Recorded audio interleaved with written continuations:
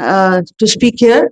It's always a great pleasure to speak in Tamil Nadu because whenever we have come from Delhi, we have got a lot of warmth, a lot of sensitivity, and a lot of solidarity from the people of Tamil Nadu.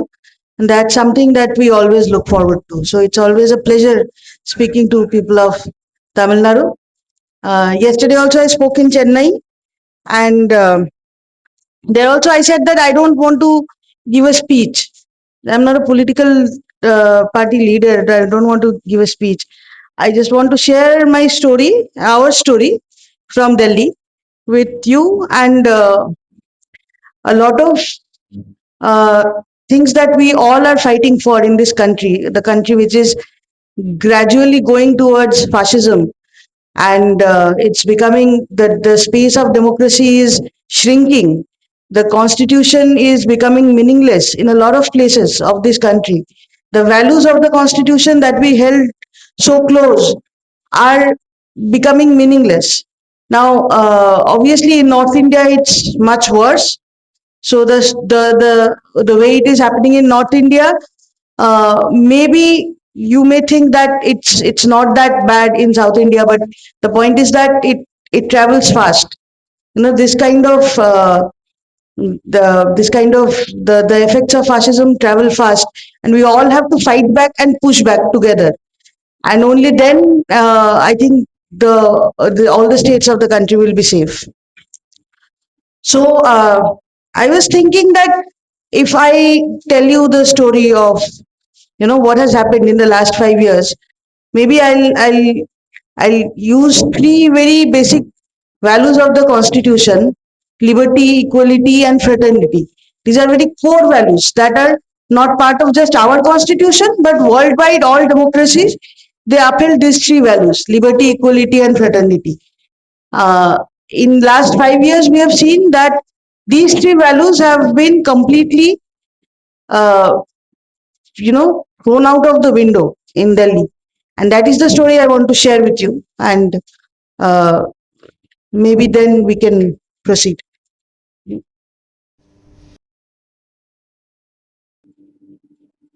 என்னை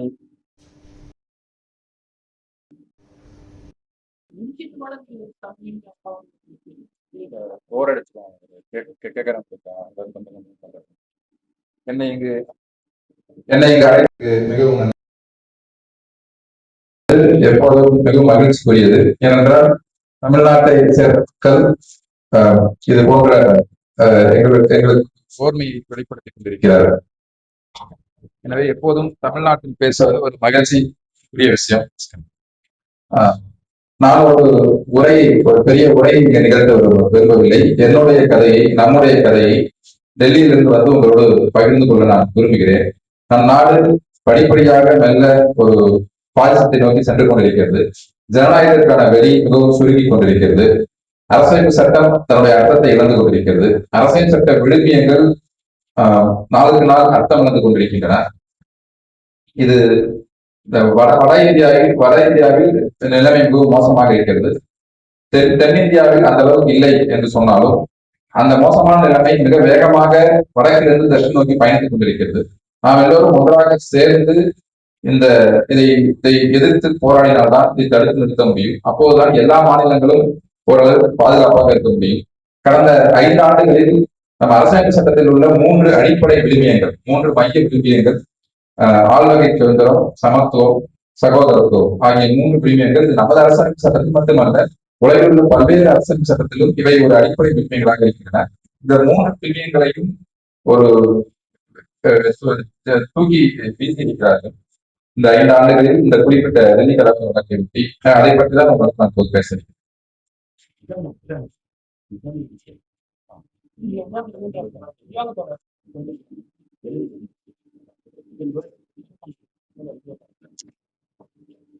So first, let us talk about equality.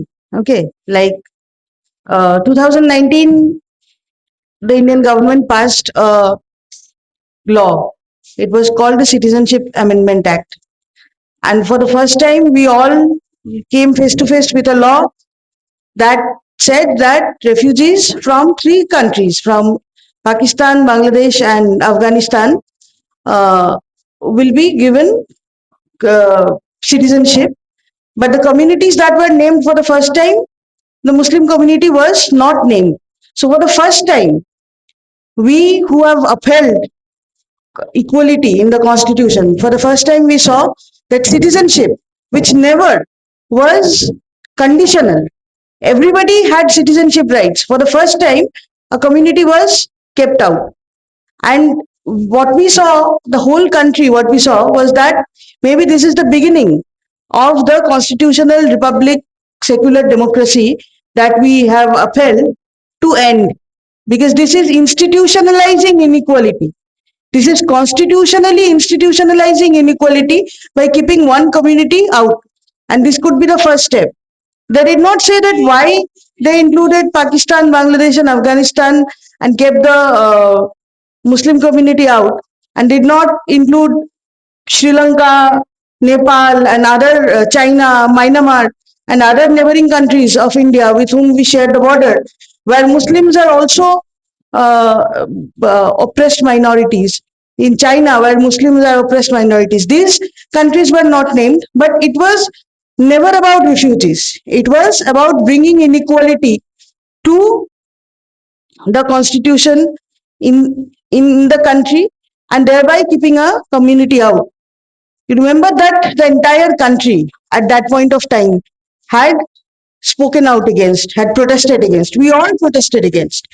And I'm very proud to say that I come from a locality in Delhi which was the first to step out and protest. You know, the students of Jamia Millia, where I stay nearby, they were the first to step out. The students of Jamia Millia were the first to also bear the brunt. There was massive lathi charge on the students of Jamia on the 15th of December 2019. We could hear, from my house, I could hear stun grenades that were being used inside a university because the students of the university was protesting against the institutionalization of inequality in the country. And that was the situation. One student lost his eye and a lot of students were injured that night. And after that, the women of Shahinbag, they sat on the road. They said that we will protest against this law, we will protest against this police brutality, and will not go back. And that snowballed into movements all across the country. Everywhere we were talking about equality. We were saying that this equality of one community being segregated, of one community. This is not something that we are going to accept. In Tamil Nadu, Kerala, Karnataka, Maharashtra, everywhere, in every state, we protested, right?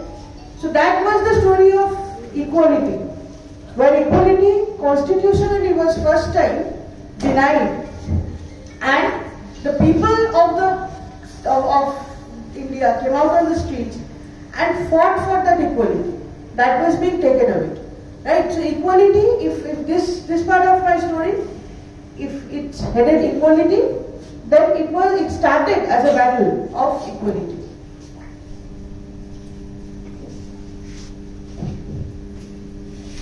உங்களுக்கு எல்லாம் தெரிஞ்சிருக்கும் 2019 ஆண்டு குடியுரிமை திருத்த சட்டம் வந்தது. முதல் முறையாக இந்த சட்டம்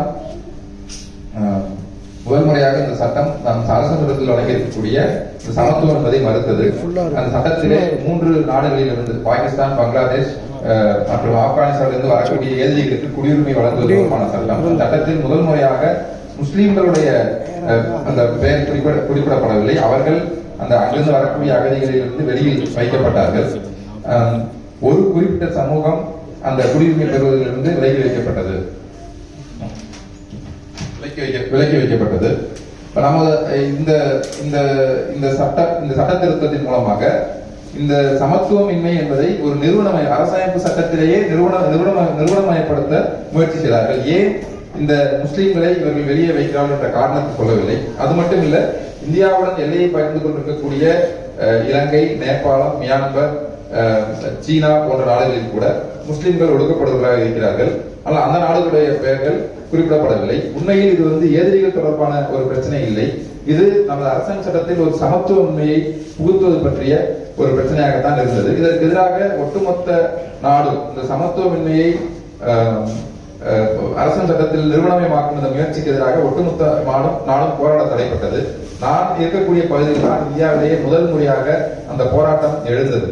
அது ஜாமியா மிலியா பல்கலைக்கழகத்தை சேர்ந்த மாணவர்கள் இந்த சட்டத்திற்கு எதிராக போராட்டத்தில் இறங்கினார்கள். 2019 டிசம்பர் 15ஆம் நாள் அவர்கள் மீது மிக மோசமான ஒரு தடியடி நடத்தப்பட்டது. என்னுடைய வீட்டிலிருந்து அந்த அவர்கள் மீது நடத்தப்பட்ட அந்த வன்முறை அப்போது எழுந்த சத்தத்தை கூட எங்களால் கேட்க முடிந்தது. அதில் ஒரு மாணவர் தன்னுடைய ஒரு கண்ணை இழந்தார். அந்த அந்த அந்த தடியடி அடக்குமுறைக்கு பிறகுதான் ஷாஹின்பாக் என்ற இடத்தில் பெண்கள் வீதிக்கு வந்து இறங்கி அங்கே அமர்ந்திருந்து இந்த சட்டத்தை எதிர்த்தும் அங்கு மாணவர்கள் மீது நடத்தப்பட்ட தடியடியை எதிர்த்தும் போராடத் தொடங்கினார்கள். அந்த போராட்டம் என்பது அந்த தில்லி ஷாஹின்பாகில் இருந்து இந்தியா முழுக்க பரவியது.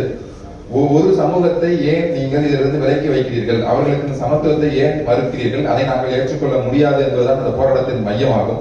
தமிழ்நாடு, கேரளா, மகாராஷ்டிரா, கர்நாடகா என இந்த சமத்துவத்திற்கான இந்த போராட்டம் பல்வேறு மாநிலங்களிலும் நடந்தது. முதல் முறையாக இந்திய அரசியல் சட்டத்தில் இந்த ஒரு சமத்துவமின்மையை புகுத்தக்கூடிய வேலை நடந்தது. அந்த போராட்டம் என்பது சமத்துவத்திற்கான ஒரு போராக முன்னெடுக்கப்பட்டது. Second part of this story is called fraternity. Right? Fraternity, that's also a constitutionally guaranteed value that we all uphold all across the world. And in India also, that the communities will stay together in brotherhood. And the point is that we showed fraternity in those anti-CAA protests because people from all across the country, all communities participated. It was led by Muslim women. Most of the cases in the front row were the Muslim women who were leading, but all communities participated. I remember in Shaheenbagh, there were multi-faith prayers that were taking place. There were people from all communities who would come from all over the country, who would come. Around 200 farmers from Punjab had come from all over, from Punjab to Shaheenbagh and stayed there for 15 days in solidarity of the CAA protests that were going on. So we were talking about fraternity. In Delhi also, Shaheenbagh was one protest that was happening. Other than Shaheenbagh, in the northeast part of Delhi, a lot of protests, anti-CAA protests were taking place. It's a very working class area where working class people in their own way they were doing this protest. Now in March, after the elections, this northeast area is pretty much around on the border of Delhi. It's nearby UP. A lot of people came from outside and there was the Delhi riots. It was one of the worst riots that happened. It was the most biggest tragedy that happened in the streets of Delhi after 1984. After the massacres of Sikhs that happened in 1984, this was the biggest tragedy that happened. It was a riot where both the communities lost lives. 53 people died. But out of those 53 people, 36 were Muslims. And there was also a complete attack on lives and livelihoods of the Muslims who were staying there. Muslim shops were targeted, they were particularly targeted. If there were 3 shops and one of them is owned by a Muslim, then only that shop will burn. There were very targeted attacks. 4 mosques were completely gutted. They were demolished, they were completely razed to the ground. No temple as such was attacked. So although people from both communities lost lives, it was an attack on the Muslims at that of Northeast. So fraternity that we were practicing, fraternity that was practicing on the streets of Delhi by the anti-CAA protesters, by who were sitting there day in and day out, and they were talking about constitution, they were talking about brotherhood, they were talking about fraternity, they were talking about each other's values. There were multi-faith prayers, they were eating together, spending nights in the open air together. They were practicing fraternity. Those protests were attacked so brutally. And the core value of fraternity got absolutely massacred on the streets of Delhi. And it was completely by the BJP RSS, by the BJP leaders, that this massacre, this pogrom was carried out. But that was not the end of the attack on fraternity. After that, what we found was around 700 FIRs were filed out of which one FIR was turned into the conspiracy FIR. And the conspiracy FIR said that the anti-CAA protesters who had been sitting peacefully for months before the Delhi riots, they actually perpetrated the riots. They are responsible for this riots. They have been talking about CAA, NRC, and that made people angry, and that's why the riots took place. The thing is, all of us were angry, but we were not going and killing each other. When CAA came, which was against equality, against the constitution, we all protested, but we did not go and kill each other. It was the BJP RSS goons who came and carried out this massacre in the streets of Delhi. But the FIR 59 said that it was the anti-CAA protesters who were responsible for the riots, and therefore 18 people were taken into custody.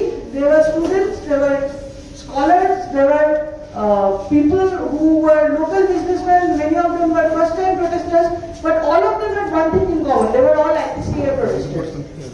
Like in this room, I think everybody, I will assume everybody had spoken against CAA. All of us are anti-CAA activists, anti-CAA protesters. They were also like us. 18 people who were taken into custody were like us.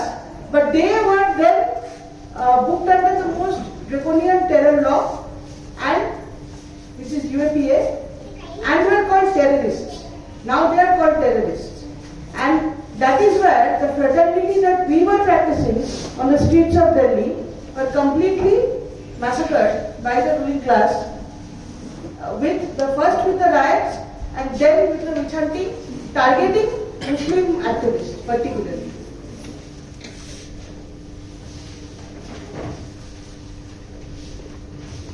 இரண்டாவது விழுமியம் நம்ம அரசியல் சட்டம் உறுதி செய்திருக்கக்கூடிய சகோதரத்துவம். இது பல்வேறு உலகில் உள்ள அனைத்து நாடுகளிலும் ஒரு அடிப்படை விழுமையாக பேணப்படுகிறது. இந்தியாவில் கூட நாம் ஒன்றாக வாழ்கிறோம். பல சமூகத்தை சேர்ந்தவர்கள் கூட்டாக வாழ்வதற்கான ஒரு முறைமையாக இது இருக்கிறது. அப்போ இந்த போராட்டம், நான் முன்பே சொன்னது போல் ஷாஹின்பாக் போராட்டம் என்பது அனைத்து பல்வேறு சமூகங்களும் பங்கு பெற்ற போராட்டம். ஆனால் அந்த போராட்டத்தின் தலைமையாக இஸ்லாமிய பெண்கள் இருந்தார்கள். அந்த போராட்ட திரையிலேயே பல சமயத்தை சார்ந்தோர் வழிபடுவது நடந்தது. பஞ்சாபிலிருந்து 200க்கும் மேற்பட்ட விவசாயிகள் அந்த போராட்டத்திற்கு வந்து அந்த போராட்டத்துக்கு 15 நாட்கள் ஆதரவு கொடுத்தார்கள். அந்த வகையில் அந்த போராட்டத்தின் வழியாக பல்வேறு சமூகத்தை சேர்ந்தவர்களும் தமக்கிடையே சகோதரத்துவத்தை பேணி போற்றக்கூடிய ஒரு போராட்டமாக இருந்தது. அதே போல் தில்லியின் வடக்கு கிழக்கு பகுதியிலும் ஷாஹின்பாக் மட்டுமல்லாமல் தில்லியின் வடக்கு கிழக்கு பகுதியிலும் பல போராட்டங்கள் நடந்து கொண்டிருந்தன. அது வடகிழக்கு பகுதி உழைக்கும் மக்கள் அதிகமாக வாழக்கூடிய பகுதி. உழைக்கும் மக்கள் தமக்கே உரித்தான வகையிலே அந்த போராட்டத்தை முன்னெடுத்துக் கொண்டிருந்தார்கள். இந்த சூழலில் தான் தேர்தலுக்கு பிறகு மார்ச் மாதத்திலே இந்த வடக்கு கிழக்கு டெல்லியிலே ஒரு மிகப்பெரிய வன்முறை கட்டமைத்து விடப்பட்டது. அந்த வடக்கு கிழக்கு டெல்லி என்பது உத்தரப்பிரதேசத்தோடு தன்னுடைய எல்லையை பகிர்ந்து கொள்ளக்கூடிய ஒரு பகுதி. வடகிழக்கு டெல்லிக்கு வெளியே இருந்து பல ஆட்கள் உள்ளே இறக்கப்பட்டார்கள். தில்லி அதுவரை கண்டிராத மிக மோசமான ஒரு பெரும் துயரமாக அந்த வன்முறை அமைந்தது. 1984 சீக்கியர்களுக்கு எதிராக நடந்த படுகொலைக்கு பிறகு நடந்த மிக மோசமான வன்முறையாக கலவரமாக இந்த 2019 இந்த 20ஆம் ஆண்டில் நடந்த கலவரம் அமைகிறது. இதில் 2 சமூக சேர்ந்தவரும் பாதிக்கப்பட்டார்கள். மொத்தமாக 53 பேர் கொல்லப்பட்டார்கள். அதில் 36 பேர் இஸ்லாமியர்கள். இஸ்லாமியர்களுடைய வாழ்வாதாரங்கள் அளிக்கப்பட்டன. இஸ்லாமிய கடைகள் தேடி தேடி தாக்கப்பட்டன. 4 மசூதிகள் முற்றாக அழித்து ஒழிக்கப்பட்டன. ஆனால் எந்த கோயில்களும் அந்த வன்முறையின் போது தாக்கப்படவில்லை. இந்த குடியுரிமை திருத்தத்துக்கு எதிரான போராட்டத்தில் நாங்கள் சகோதரத்துவத்தை போற்றினோம், பேணி பாதுகாத்து வந்தோம். ஒவ்வொரு நாளும் இரவு பகலாக அந்த போராட்டத்தில் அமர்ந்தபடி எங்களுக்கு இடையே சகோதரத்தை பேணிக் கொண்டிருந்த நிலையில் தான் இந்த வடகிழக்கு டெல்லியிலே பிஜேபி RSS குண்டர்களால் இந்த வன்முறை கட்டவிழ்த்து விடப்பட்டு சகோதரத்தை அவர்கள் உண்மையில் கொன்று புதைத்தார்கள். அது மட்டும் இந்த சகோதரத்தை அவர்கள் கொன்று புதைக்கும் கதை அதோடு முடிவடையவில்லை. இந்த வடகிழக்கு வன்முறையை ஒட்டி கிட்டத்தட்ட 700 முதல் தகவல் அறிக்கைகள் போடப்பட்டன. அதில் ஒரு முதல் தகவல் அறிக்கை என்பது இந்த சதித்திட்டம் தீட்டிய முதல் தகவல் அறிக்கை ஆகும். அந்த ஒரு 59/2020 என்ற அந்த முதல் தகவல் அறிக்கையில் இந்த குடியுரிமை திருத்தத்துக்கு எதிரான போராட்டத்தில் ஈடுபட்டவர்கள் அனைவரும் இணைக்கப்பட்டார்கள். கிட்டத்தட்ட 18 பேர் இந்த 59/2020 முதல் தகவல் அறிக்கையில் அவருடைய பெயரை இணைத்து அவர்களை கைது செய்து சிறையில் அடைத்தார்கள். அப்படி கைது செய்து சிறையில் அடைக்கப்பட்டவர்கள் மாணவர்களாகவும் அறிவுஜீவிகளாகவும் உள்ளூரில் இருக்கக்கூடிய வியாபாரிகளாகவும் முதல் முறையாக போராட்டத்தில் ஈடுபட்டவர்களாகவும் பலதரப்பட்டவர்கள் அதில் இருந்தார்கள். இங்க இருக்கக்கூடிய அனைவரும் கூட குடியுரிமை திருத்தத்துக்கு எதிராக போராடியவர்கள் தான் இருக்கிறீர்கள். அவர்கள் மட்டுமல்ல, நாடு முழுக்க குடியுரிமை திருத்தத்துக்கு எதிராக பலரும் போராடினார்கள். ஆனால் அவர்கள் தில்லி கலவரத்தோடு இணைக்கப்பட்டு இந்த வழக்கில் சேர்க்க மிக மோசமான ஒரு பயங்கரவாத தடை சட்ட வழக்கான சட்டவிரோத செயல்கள் தடுப்பு சட்டத்தின் கீழ், கொடுங்கோன்மை சட்டத்தின் கீழ் அவர்கள் கைது செய்யப்பட்டு பயங்கரவாதிகள் என்று முத்திரையிடப்பட்டு சிறையில் அடைக்கப்பட்டிருக்கிறார்கள். உண்மையில் இந்த குடியுரிமை திருத்தத்தின் வழியாக அரசியல் சட்டத்துடைய சகோதரத்துவம் என்ற விழுமியத்தை பேணி பாதுகாத்த அவர்கள் இன்று பிஜேபி RSS குண்டர்கள் கட்டவிழ்த்து விட்ட வன்முறை கலவரத்திலே கைது செய்யப்பட்டு சிறையில் இருக்கிறார்கள். அவர்கள் அனைவரும் முஸ்லிம் இளைஞர்களாக இருக்கிறார்கள். So the last part of the story called Liberty. This case was filed in 2020. It's been 5 years. The case is going on. The trial of this case has not yet started. It's only the arguments and charge have just started and going on, and the trial of this case in these 5 years have not started. So pre-trial detention, these people are in pre-trial detention. It is like their assumption of guilt. Their guilt is not proved in any of the trials. The evidences are not proved. So when the case started, in 2021, 3 people got bail, and the High Court passed a very good judgment, saying that the Delhi police has confused protests with terrorist activity. And we were all very hopeful that this is how the judiciary should actually argue. Now, coincidentally, only 2 Hindus were arrested in the case. Those 2 Hindus and 1 Muslim activist, all 3 of them were let out. The remaining people who were in custody were all Muslims. Now, in the beginning, the Delhi police were interrogating a lot of Hindus also. But afterwards, they realized that that is not suiting their narrative. They actually established in court that Hindus and Muslims were together fighting against CAA. That doesn't suit their narrative. So ultimately, although a lot of Hindus were interrogated, intimidated and everything, ultimately people who were arrested were mostly Muslims. So out of this 18, 16 are Muslims. So 2 Hindus and 1 Muslim got out in 2021. Now, if all of them are accused of the same crime, 3 of them are getting bail, they are on parity, others should get bail. But what we saw afterwards is in the judiciary. Next, Umar Khalid's bail came up, and the judiciary denied bail, saying that he has said Inqilab Zindabad and Krantikari Istakbal, which is basically referring to revolution, and revolution in this democratic country means terrorist activity, and therefore using the word Inqilab Zindabad is terrorism. They said this and they denied bail. When moved to Supreme Court for 1 year, there was no hearing. There was date after date after date, and the case was not moving. So he withdrew from Supreme Court and went to lower court. In between the others, like Khalid Saifee, Sharjeel Imam, Mulfisha Fatima, all those others, the people who were still in jail, they were trying to push for bail in the High Court. They argued before 3 different benches. They argued, they finished their arguments, the order was reserved, then one judge was transferred or one judge retired, and the argument came back to scratch. They had to start again. Now this is the situation of our judiciary, that 3 different judges, 3 different benches heard them, reserved the order, and then one judge got transferred. Again they had to start from scratch. Then finally all of them came together and came to the High Court. By that time it was already 4 years had gone, and they said that on this delay, that the trial has not started and there has been so much of delay, that we should actually be granted bail, and also in parity with the 3 people who had earlier been granted bail. But the Delhi High Court did not explain why. In a very sketchy judgment, they said that bail is denied. Now we are right now in Supreme Court. The arguments are going on. Even tomorrow there is an argument. I don't know what Supreme Court will do. Many people are asking me, they keep asking me that, are you hopeful from Supreme Court now? I think we are in a situation where we have given up on hope. The word hope from judiciary doesn't exist anymore because of this 5 years delay. This 5 years, like for example, Gulfisha Fatima. Gulfisha's charges were same as Natasha Devangana, who got bail in 2021. Gulfisha had exactly same charges, but she is still in jail. So she has lost 5 years of her life. So even so, what hope are we talking about from Supreme Court or from any other court? So this is the situation of liberty, and the point is that this is possible. This entire thing, how I have narrated right from the beginning, that the equality that we were fighting for, the fraternity which was attacked, and the liberty that has been denied to us, is possible because of one factor, and that is UAPA. Because this case is booked under UAPA, this is possible. This has been made possible. So UAPA is the root of this entire denial of democracy to citizens of this country.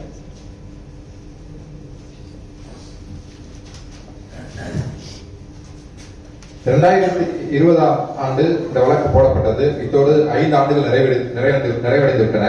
இந்த 5 ஆண்டுகளில் இந்த வழக்குக்கான விசாரணை நடக்கவில்லை. விசாரணை உண்மையில் தொடங்கவே இல்லை. பிணைக்கான வாதங்கள் தான் நடந்து கொண்டிருக்கிறதே ஒழிய விசாரணை தொடங்கவில்லை. எனவே இது விசாரணைக்கு முன்னான தடுத்து வைப்பு ப்ரீ ட்ரையல் டிடென்ஷன் நிலையில் தான் இருக்கிறது.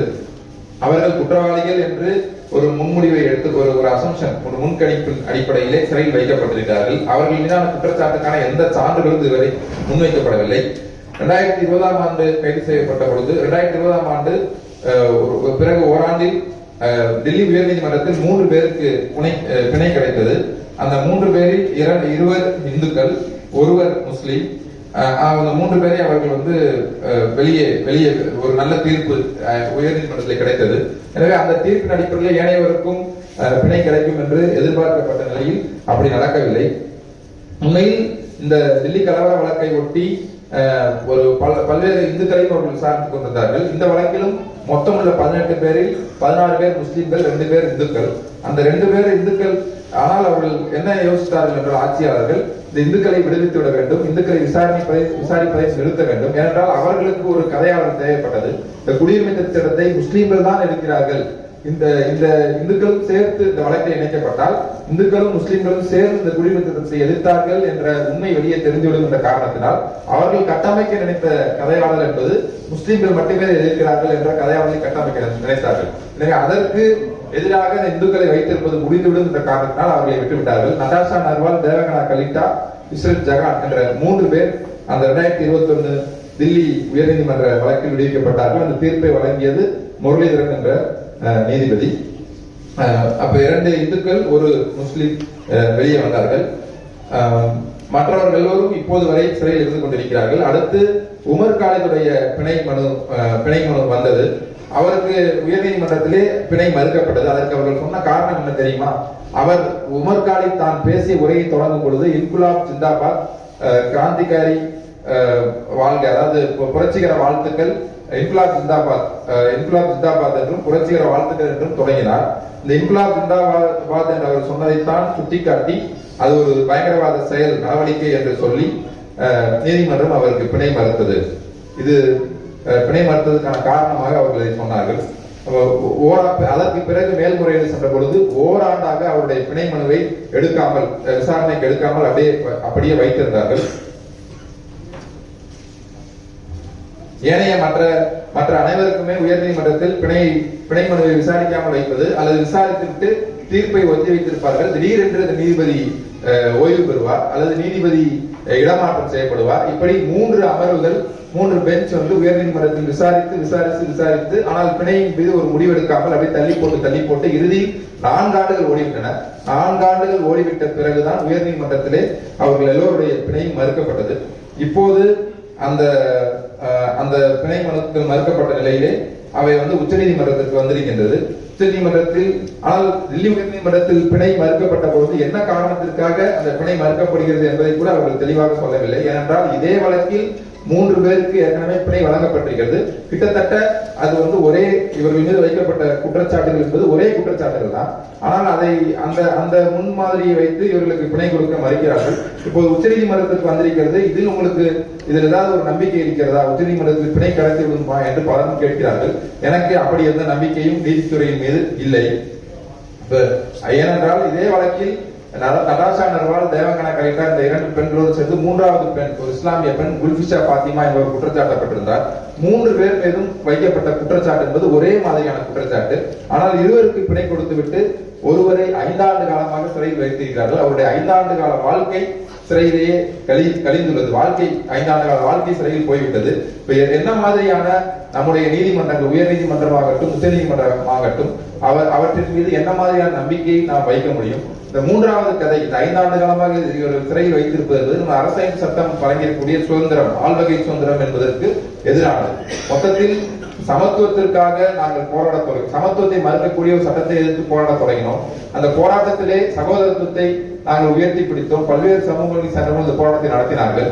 ஆனால் அதை சீர்குலைத்து இறுதியில் அந்த ஆள்வகை சுதந்திரத்தையும் பறித்து 5 ஆண்டு காலமாக அவர்கள் சிறையில் வைத்திருக்கிறார்கள். அரசியல் சட்ட விழுமியங்களான 3ஐயும், சுதந்திரம், சமத்துவம், சகோதரத்துவம் என்ற இந்த 3ஐயும் பறிப்பதற்கும் 3ஐயும் சீர்குலைப்பதற்கும் அவர்களுக்கு கரியாக அமைந்திருப்பது சட்டவிரோத செயல்கள் தடுப்பு சட்டமாகும். இந்த ஊப்பா என்ற சட்டத்தை பயன்படுத்தி தான் அவர்கள் இந்த 3 அடிப்படை விழுமியங்களையும் மறுத்திருக்கிறார்கள்.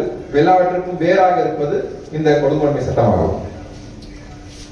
So that was our story, but if we don't stop UAPA, if we do not raise our voice to repeal UAPA, it could be anyone's story now.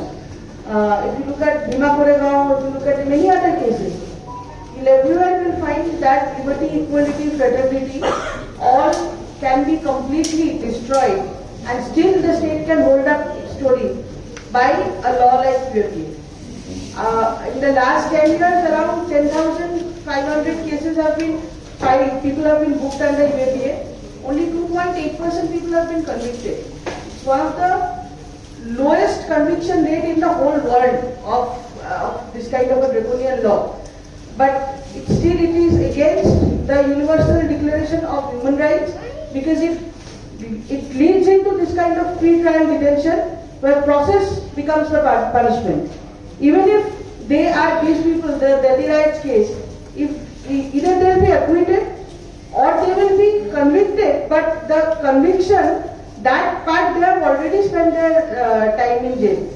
Even if they are convicted, there will not be any extra conviction because they have already spent all that part. So now all of them will be acquitted of all charges, but still they have spent that kind of time in jail. Now when we try to think that then there is no liberty, equality or fraternity in India anymore, it seems like. But as I have told you the story, we must always remember that we were practicing equality on the streets when we were fighting the anti-CAA protests. We were, during the Delhi riots also, we were not the ones who were killing each other and attacking each other. And for liberty also, our struggle continues. Just yesterday, the focus that has been put up here, Jyoti Jagtap have already walked out of jail, and we are sure that if we keep raising our voice, others will also come out. But the point is that we have to keep raising our voice for all these individuals, but mainly we have to talk about law like UAPA, which makes it possible to take away the basic human rights from citizens. And with the latest reform of UAPA under the BJP government, earlier people who were associated to some kind of terror network would be booked under UAPA. Now anybody can be booked under UAPA. In Kashmir, people have been booked under UAPA for cheering in a cricket match. Now, so far, it's the Muslims and the tribals of this country, the Adivasi community, who are facing the brand of UAPA maximum. But all the marginalized communities and everybody, all citizens, will ultimately come under the fire if we do not down it now. Because we have to, so therefore we have to raise our voices for the release of these political prisoners, but more importantly, we have to raise our voices like we had raised earlier about quota. That repeal quota became one of the call against the Atal Bihari Vajpayee government, and the government fell. Previous people made it to a citizens movement. Now, like I said, that equality, liberty, fraternity, the ruling class will not give these things to us. These are constitutional values that we have to fight for. We have fought for on the streets for these values, and we are still fighting. And we have to put pressure on all the democratic parties, all the parties which claim to be secular, all the parties which claim to uphold the constitution, that if you actually uphold the constitution, this should be a part of your agenda. And that is only possible when we make it a citizens movement, that repeal UAP. So repeal UAP, I hope that from a state like Tamil Nadu, which has always upheld the constitution and has fought for these values, repeal UAP will be one of the strong demands that come from this state, and then snowballs to the rest of the country.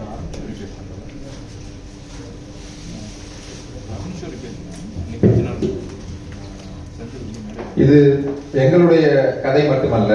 இப்போது நாம் இதற்கு எதிராக குரல் கொடுக்க தவறிவிட்டோம்னால் இது யாருடைய கதையாகவும் மாறி போகலாம். பீமா கோரேகான் 16 பேர் கைது செய்யப்பட்ட வழக்கு, இதுபோல் பல்வேறு வழக்குகள் இருக்கின்றன. இந்த வழக்குகளின் வழியாக உண்மையில் அவர்கள் அரசியல் சட்டம் தந்திருக்கக்கூடிய சமத்துவம், சகோதரத்துவம், சுதந்திரம் என்ற விழுமியத்தை தான் மறுத்துக் கொண்டிருக்கிறார்கள். இந்த சட்டவிரோத செயல்கள் தடுப்பு சட்டத்தின் மூலமாக இந்த சட்டத்தின் கீழ் 10,500 வழக்குகள் போடப்பட்டுள்ளன. அதில் 2.8 விழுக்காடு பேர் தான் குற்றம் மெய்ப்பிக்கப்பட்டு தண்டிக்கப்பட்டிருக்கிறார்கள். உலகிலேயே இப்படி ஒரு ஒரு ஒரு ஒரு கொடுங்கோன்மை சட்டத்தின் கீழ் இவ்வளவு மிகவும் குறைவான ஒரு தண்டனை மெய்ப்பிக்கப்படும் தகவை கொண்ட சட்டம் இதுதான், வேற எதுவும் கிடையாது. இந்த சட்டம் அடிப்படையில் மனித உரிமைகளுக்கான பன்னாட்டு சாட்டுரைக்கு எதிரான சட்டம். விசாரணைக்கு முன்பே ஒருவரை தண்டிக்கக்கூடிய, விசாரணைக்கு முன்பான காலத்திலேயே சிறையில் வைத்து தண்டிக்கக்கூடிய ஒரு சட்டமாக இருக்கிறது. இந்த டெல்லி கலவர வழக்கை எடுத்துக் கொள்ளுங்கள். இவர்கள் 5 ஆண்டு காலம் சிறையில் இருந்து விட்டார்கள். ஒன்று இவர்கள் விடுவிக்கப்படலாம், அல்லது குற்றம் மெய்ப்பிக்கப்பட்டு தண்டிக்கப்படலாம். ஆனால் குற்றம் விசாரணைக்கு பிறகு குற்றம் மெய்ப்பிக்கப்பட்டு தண்டனைக்கு உள்ளாக்கப்பட்டாலும் ஏற்கனவே அவர்கள் 5 ஆண்டு காலம் சிறையில் கழித்து விட்டார்கள். இனி மேற்கொண்டு அவர்கள் சிறையில் இருக்க வேண்டிய தேவை இல்லாமலும் கூட போகலாம். எனவே இந்த சட்டம் என்பது அரசியல் சட்டம் தவிர்க்கக்கூடிய சுதந்திரம், சமத்துவம், சகோதரத்துவம் என்பதை அடிப்படையில் மறுத்துக் கொண்டிருக்கிறது. நாம் இதற்காக நாங்கள் போராட்டம், குடியுரிமை திருத்தத்துக்கு எதிராக போராடிய பொழுது அது சமத்துவத்துக்கான போராட்டமாக இருந்தது. அது உண்மையில் சகோதரத்தை பேணி பாதுகாப்பதற்கான போராட்டமாக இருந்தது. இப்போதும் நம்ம சட்ட போராட்டம் நடத்தி கொண்டிருக்கிறோம். இந்த போராட்டத்தின் வழியாக ஒவ்வொருவராக விடுவித்து வருவார்கள். 4 நாட்களுக்கு முன்பு கூட பீமா கோரேகான் வழக்கில் ஜோதி ஜக்தப் என்ற கலைஞர் 5 ஆண்டுகள் சிறைவாசத்துக்கு பிறகு பிணை கிடைத்திருக்கிறது அவருக்கு. எனவே ஒவ்வொரு தனிநபரும் அடுத்தடுத்து என்ற ஒரு நாள் பிணையில் வரத்தான் போவார்கள். ஆனால் நாம் இந்த அடிப்படை மனித உரிமையை மறுக்கக்கூடிய சட்டவிரோத செயல்கள் தடுப்பு சட்டத்திற்கு எதிராக போராட வேண்டும். சட்டத்தை நீக்க கோரி நாம் போராட வேண்டும். ஏனென்றால் இது சட்டத்தின் கீழ் யார் வேண்டுமானாலும் இன்று சிறைப்படுத்தக்கூடிய, யாரையும் சிறைப்படுத்தக்கூடிய ஒரு அபாயம் இருக்கிறது. எடுத்துக்காட்டுக்கு நீங்க காஷ்மீர் எடுத்துக்கொண்டால், காஷ்மீரிலே ஒரு கிரிக்கெட் விளையாட்டு போட்டியை பார்த்துவிட்டு புதுகளிப்பவரை கூட ஊப்பா சட்டத்தின் கீழ் கைது செய்திருக்கக்கூடிய நிலைமையை நாம் பார்க்கிறோம். இன்றளவில் இது இஸ்லாமியர்களுக்கு எதிராகவும் பழங்குடிகளுக்கு எதிராகவும் அதிகமாக பயன்படுத்தப்பட்டுக் கொண்டிருந்தாலும் எதிர்காலத்தில் அனைத்து விளிம்புநிலை மக்களுக்கு எதிராகவும் சட்டம் கட்டாயம் பயன்படுத்தப்படும். எனவே நாம் இந்த நேரத்திலே இந்த அரசியல் சிறைவாசிகளை விடுதலை செய்ய வேண்டும் என்ற கோரிக்கையை எழுப்புவதோடு சேர்த்து நாம் சட்டவிரோத செயல்கள் தடுப்பு சட்டமான இந்த ஊப்பாவை ரத்து செய்ய வேண்டும் என்ற கோரிக்கையும் எழுப்ப வேண்டும். எப்படி கடந்த காலத்திலே கொட்டாவை நீக்கு என்பது ஒரு மைய கோரிக்கையாக 2004 வந்ததோ, அது வாஜ்பாய் அரசை ஆட்சியிலிருந்து அப்புறப்படுத்துவதில் ஒரு முக்கிய காரணமாக கொட்டாவை நீக்க வேண்டும் என்ற கோரிக்கை வந்ததோ, அதுபோல் ஊப்பாவுக்கு எதிரான இந்த கோரிக்கையை நாம் வளர்த்தெடுக்க வேண்டும். ஏனென்றால் இது ஆளும் வர்க்கம் எந்த நாளும் அந்த சுதந்திரம், சமத்துவம், சகோதரத்துவத்துக்கான அந்த விழுமியங்களை அவர்கள் நமக்கு கொடுக்க போவதில்லை. நாம் தான் தெருக்களில் இறங்கி போராடி அந்த விழுமியங்களை பாதுகாக்க வேண்டியவர்களாக இருக்கிறோம்.